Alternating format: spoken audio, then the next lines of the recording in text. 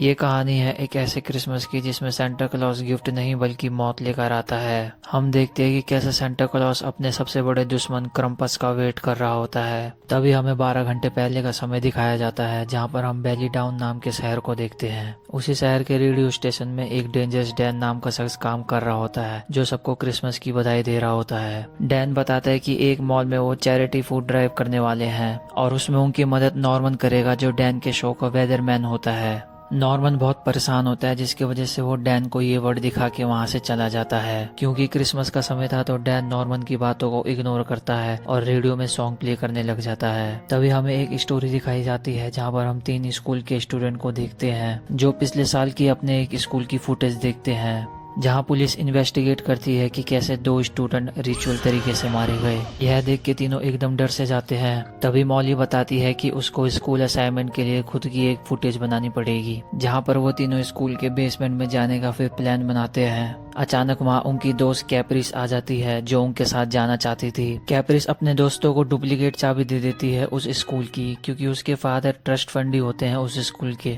लेकिन वो अपने पेरेंट्स के साथ चली जाती है आउट ऑफ टाउन, जहाँ पर हमें पता चलता है कि वो अपने पेरेंट्स टेलर और डायना की आंट से मिलने जाते हैं, जिनका नाम एडा होता है। उसी रास्ते में हम स्कॉट को देखते हैं, जो अपनी फैमिली के साथ आया होता है। स्कॉट वही पुलिस ऑफिसर होता है जिसने 1 साल पहले 2 स्टूडेंट के मर्डर केस पे काम किया था। क्रिसमस का समय था तो स्कॉट अपनी फैमिली को कन्विंस करके जंगल में लाता है, ताकि वो वहाँ से एक क्रिसमस ट्री को काट के अपने घर लेके जा सके। तभी हमें मॉली को दिखाया जाता है, जो स्कूल आ चुकी होती है अपने दोस्तों के साथ, ताकि वो फुटेज बना सके। जहाँ मॉली बताती है कि कैसे 1 साल पहले लास्ट क्रिसमस में यहाँ पर 2 स्कूल के स्टूडेंट का मर्डर हुआ था, जिनका नाम कॉनर और जैन था। तभी बैन को कुछ आवाज आ रही होती है। हम देखते हैं कि दरअसल ये प्रिंसिपल होता है। डर के मारे तीनों बेसमेंट के अंदर घुस जाते हैं, और ये वही बेसमेंट होता है जहाँ पर वो 2 स्टूडेंट का मर्डर हुआ होता है। फिर हमें टेलर और डायन को दिखाया जाता है, जो अपने आंट एडा के घर पहुंच चुके होते हैं, जहां पर हम देखते हैं कि कैसे कैप्रिस एक लाइटर को अपने जेब के अंदर छुपा के रख लेती है। तभी वहां पर गैरेट आ जाता है, जो उस घर का केयर टेकर होता है। डंकन टॉय उठा के गैरेट से पूछता है कि क्या ये क्रम्पस है, जहां पर गैरेट हाँ बोलता है। कैप्रिस के पूछने पर डंकन बताता है कि क्रम्पस सेंटा क्लॉज का दुश्मन होता है, एक ऐसा शैतान जो लोग बुरा करते हैं तो उन लोगों को मार देता है।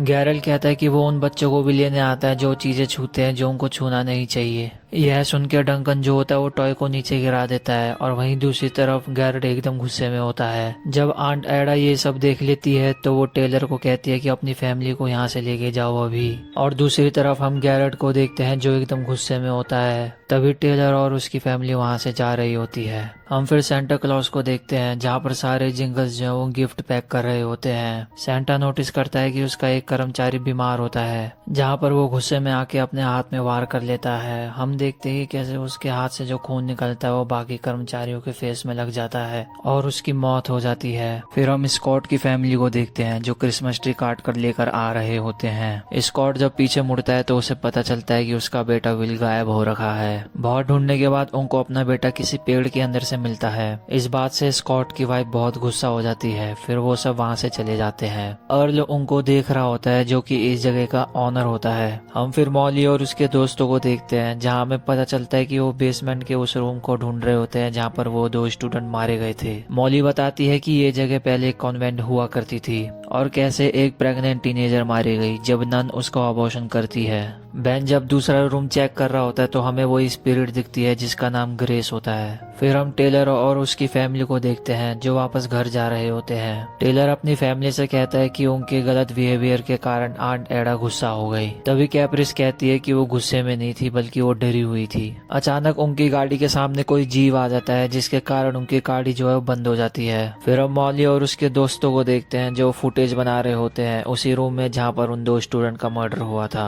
अचानक उनको वहाँ कुछ आवाज आती है, तो फिर वो वापस जाने का सोचते हैं, जहाँ उन्हें पता चलता है कि बेसमेंट का ताला लॉक हो चुका है, और मोबाइल में फुल बार होने के बाद भी उनका मोबाइल सिग्नल जो है वो लगता नहीं है। और दूसरी तरफ हम स्कॉट और उसकी फैमिली को देखते हैं, जहाँ पर वो नोटिस करते हैं कि उनका बेटा विल कुछ अलग बिहेव कर रहा है, कि कैसे उनका बेटा फूड फास्ट खा रहा होता है। जब स्कॉट उसको रोकता है तो वो अपने फादर के हैंड में फॉक से अटैक कर देता है। तभी किम अपने बेटे को बेड पे सोने के लिए भेज देती है। फिर हमें सेंटा क्लॉज को दिखाया जाता है, जहाँ पर हमें पता चलता है कि सारे के सारे कर्मचारी जो है वो इन्फेक्टेड हो चुके हैं और सेंटा क्लॉज उन्हें एक एक करके मार रहा होता है। और वही मॉली और उनके दोस्तों को बाहर जाने का रास्ता नहीं मिलता, क्योंकि सारी विंडो में बार्स लगे हुए होते हैं। उन्हें लगता है कि बेसमेंट का दरवाजा उनके प्रिंसिपल ने लॉक करा है, यह सोचकर कि क्रिसमस ईव में यहाँ क्यों आएंगे वो भला। तभी डिलन वॉशरूम करने चला जाता है और वहीं दूसरी तरफ बेन को कुछ आवाज आ रही होती है। अचानक मॉली को वो स्पिरिट दिखती है, जहाँ पर वो पोजेस्ड हो जाती है। फिर हम किम को देखते हैं तो वो सो रही होती है, वहीं कोई उसको टच कर रहा होता है। जब किम उठती है तो वो किसी को भागता हुआ देखती है। तभी वो बिल के रूम में देखने जाती है, जहाँ पर हमें पता चलता है कि ये विल नहीं बल्कि कुछ और है। और दूसरी तरफ टेलर और उसकी फैमिली गाड़ी खराब होने के कारण चल के जा रहे होते हैं। डंकन कहता है कि उन्हें वेपन बना लेनी चाहिए अगर क्रम्पस ने हमला कर दिया तो। तभी टेलर पे कोई अटैक कर देता है और वहीं दूसरी तरफ डंकन को कोई खींच के लेके चला जाता है। तीनों को किसी जानवर की चिल्लाने की आवाज आ रही होती है, तो वो तीनों वहां से भागने का सोचते हैं। वहीं सेंटा क्लॉज जो होता है वो सभी कर्मचारियों को मार रहा होता है, क्योंकि सभी के सभी ज़ॉम्बी बन चुके होते हैं। तभी हम डैन को देखते हैं जो रेडियो में एक नया सॉन्ग प्ले करने लग जाता है। वही सॉन्ग स्कॉट जो है वो अपने घर में सुन रहा होता है। जब स्कॉट उठता है तो वो देखता है प्रेजेंट जो होते हैं वो किसी ने अनरैप कर रखे होते हैं। यह देख के स्कॉट को बहुत गुस्सा आता है। जब स्कॉट अपने बच्चे से पूछता है तो वो हंस रहा होता है, वहीं पर किम उसको प्रोटेक्ट कर रही होती है। तभी किम को अर्ल का फोन आता है, जहाँ पर उसने उनके लाइसेंस प्लेट की मदद से उनका नंबर लिया। अर्ल किम से उसके बच्चे के बारे में पूछता है, जहाँ पर किम बताती है कि वो खो गया था तो उन्होंने बाद में उसे ढूंढ लिया। अर्ल कहता है कि वो अभी भी खो रखा है और वो तुम्हारा बच्चा नहीं है बल्कि वो एक चेंजलिंग है। किम जब पूछती है तो अर्ल बताता है कि वो एक जानवर होता है। अर्ल की बातों को बकवास मान के किम फोन काट देती है। तभी हमें मॉली को दिखाया जाता है, जो डिलन को लेके एक रूम में चले जाती है ताकि वो इंटीमेट हो सके उसके साथ। लेकिन डिलन कहता है कि उसके पास गर्लफ्रेंड है तो वो मना कर देता है। फिर हम स्कॉट को देखते हैं जो वही 2 मर्डर केस को पढ़ रहा होता है जो अभी तक सॉल्व नहीं हुई। और वहीं दूसरी तरफ किम जो होती है वो चेंजलिंग के बारे में पढ़ रही होती है, जहाँ पर उसे पता चलता है कि चेंजलिंग वो क्रिएचर होते हैं जो इंसान के बच्चे को रिप्लेस करके उनके साथ रहने लग जाते हैं। स्कॉट बहुत परेशान होता है, जिसकी वजह से वो ज्यादा पीने लग जाता है। तभी वो अपने बेटे के पास जाके उससे माफी मांग रहा होता है। स्कॉट जब वापस आता है तो हम उस क्रिएचर को नोटिस करते हैं जो दीवार पर क्रॉलिंग कर रहा होता है। तभी अचानक किम को कुछ आवाज आती है। किम जब बाहर आती है तो उसको स्कॉट मरा हुआ दिखता है और वहीं वो क्रिएचर की आवाज से अंदर भाग जाती है। तभी हम कैप्रिस और उसकी फैमिली को देखते हैं जो किसी जीव से डर के भाग रहे होते हैं, जहाँ पर वो किसी चर्च के अंदर आके छुप जाते हैं। कैप्रिस को लगता है कि क्रम्पस असली होगा, जहाँ पर उसके डैड को पता चलता है कि ये चर्च है और वो कहते हैं कि अगर हम कन्फेस कर लेंगे तो हमारे सारे पाप धुल जाएंगे। जहाँ पर कैप्रिस बताती है कि उसने उनके आंट के घर से लाइटर चोरी करा है और वो डंकन के बारे में भी बताती है कि कैसे उनके पाले हुए जानवरों को जान से मारकर डंकन एक गार्बेज में फेंकता था। फिर टेलर भी बताता है कि उसका बिजनेस जो है वो डूब रहा है और वो कर्जे में जा रखा है, इसलिए वो आंट एडा के घर आया था ताकि उनसे कुछ मदद मिल सके। तभी हम देखते हैं कि वो जीव टेलर को चैन से बाहर खींच लेता है और वहीं पर डायना अपने बेटे को लेकर अंदर छुप जाती है, लेकिन वो जीव उनको वहाँ ढूंढ लेता है। तभी डायना उस पर अटैक करके अपनी बेटी को वहाँ से भागने को बोलती है, जहाँ पर हम देखते हैं कि वो जीव डायना को मार देता है और वो कोई और नहीं बल्कि क्रम्पस होता है। यह देख के कैप्रिस डर जाती है और वहाँ से भाग जाती है। फिर हमें मॉली को दिखाया जाता है जो बेन के साथ इंटीमेट होने लग जाती है। इंटीमेट होने के बाद मॉली जो है वो अनपोजेस्ड हो जाती है। वहीं बेन को आवाज आती है तो वो डिलन को देखने जा रहा होता है। और दूसरी तरफ किम जो होती है वो अर्ल को फोन करती है, जहाँ पर अर्ल बताता है कि अगर तुम्हें अपना बच्चा वापस चाहिए तो उस क्रिएचर को वापस यहाँ लाना पड़ेगा। अर्ल बताता है कि उसको अगर तुम खतरा महसूस नहीं होने दोगे तो वो तुम्हें कुछ नहीं करेगा।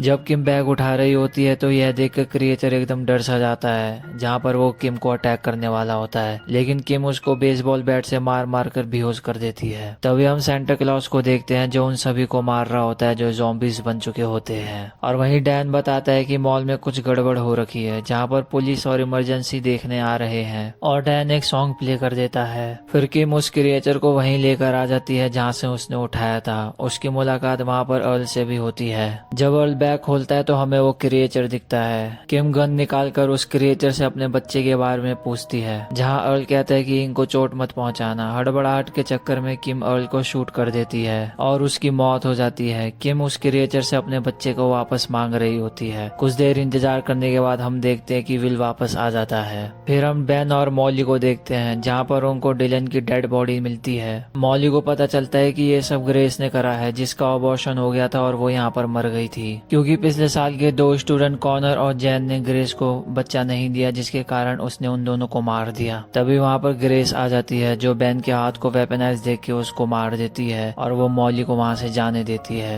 फिर हम कैप्रिस को देखते हैं जो भागते हुए अपनी आंट एडा के घर पहुँच जाती है, लेकिन वो गेट नहीं खोलती। जब कैप्रिस पीछे के रास्ते से जाती है तो उसको वहाँ पर क्रम्पस दिखता है जो उसके ऊपर अटैक करने आ रहा होता है। तभी कैप्रिस वहाँ से लकड़ी उठाकर उस क्रम्पस के गर्दन पे मार देती है। कैप्रिस को वहाँ से गैसोलीन मिलता है जो वो क्रम्पस के ऊपर छिड़क देती है, फिर उसको अपने लाइटर से जला देती है, जहाँ हमें पता चलता है कि वो क्रम्पस और कोई नहीं बल्कि गैरेड होता है। तभी आंट एडा कैप्रिस को समझाती है कि क्रम्पस जो होता है वो क्रिसमस का स्पिरिट होता है और ये किसी के अंदर भी आ सकता है, और वह यह भी बताती है कि अगर तुम्हारा दिल गुस्से में काला है तो ये स्पिरिट तुम्हें एक बीस्ट में बदल देती है, क्रम्पस की तरह। कैप्रिस को पता चलता है कि आंट एडा को मालूम था कि गैरेट जो है वो गुस्से में आके क्रम्पस में बदल जाएगा, और कैसे कैप्रिस की फैमिली को जाने को बोला और हैरल्ड को उनके पीछे छोड़ दिया मारने के लिए। यह जानने के बाद कैप्रिस एकदम गुस्से में होती है, जिसके वजह से वो क्रम्पस में बदल जाती है और वहीं वो आंट एडा को मार देती है। तभी हम डैन को देखते हैं जो सबको मॉल के बारे में बता रहा होता है। डैन बताता है कि मॉल खाली करने को, और यह भी बताता है कि मॉल से दूर रहें सब। और वहीं दूसरी तरफ सेंटा क्लॉज सभी ज़ॉम्बी को मार चुका होता है,